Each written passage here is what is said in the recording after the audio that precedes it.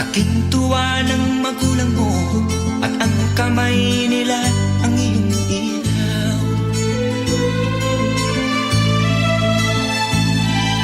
At ang nanay at tatay mo'y di malaman ang gagawin, minamasdan pati pagtulog mo.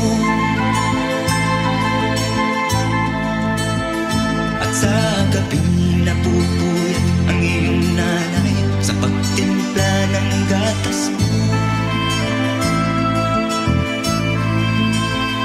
At sa umaga na may kalong ka ng iyong amang tuwang-tuwa sa'yo.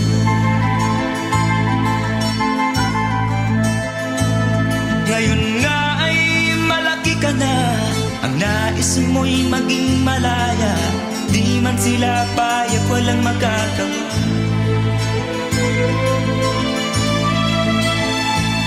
Ikaw nga ay biglang nagbago, naging matigas ang iyong ulo, at ang payo nila'y sinuway mo.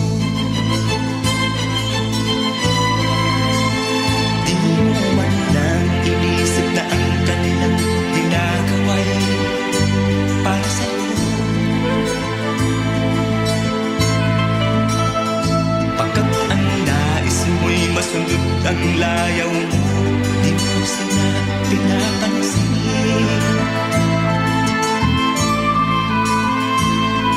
Nagdaan pang mga araw at ang landas mo'y naligaw. Ikaw ay nalulung sa masamang bisyo.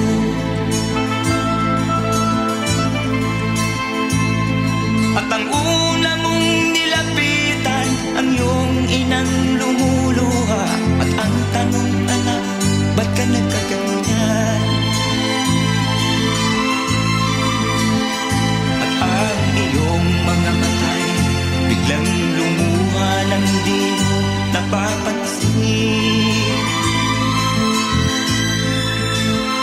Pagsisisiyang sa isip mo, nalaman mo ika'y nagkamali. Pagsisisiyang sa isip mo, nalaman mo ika'y nagkamali.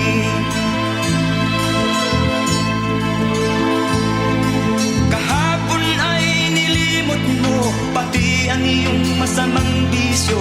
Laking pasalamat ng magulang mo.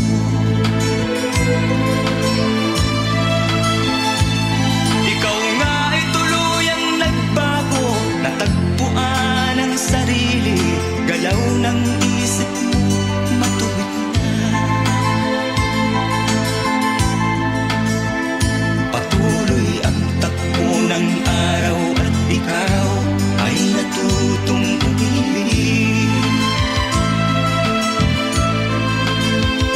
Hindi naglaon at ipinasya mo, lumagay ka na sa tahimik.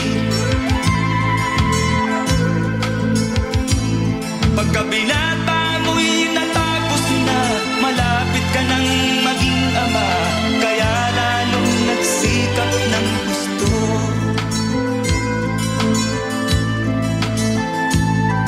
Dumating ang iyong hinihintay, sinilang ang panganay mo, parang langit ang iyong nadama. Ngayon anak, alam mo na kung anong pakiramdam ng maging isang ama.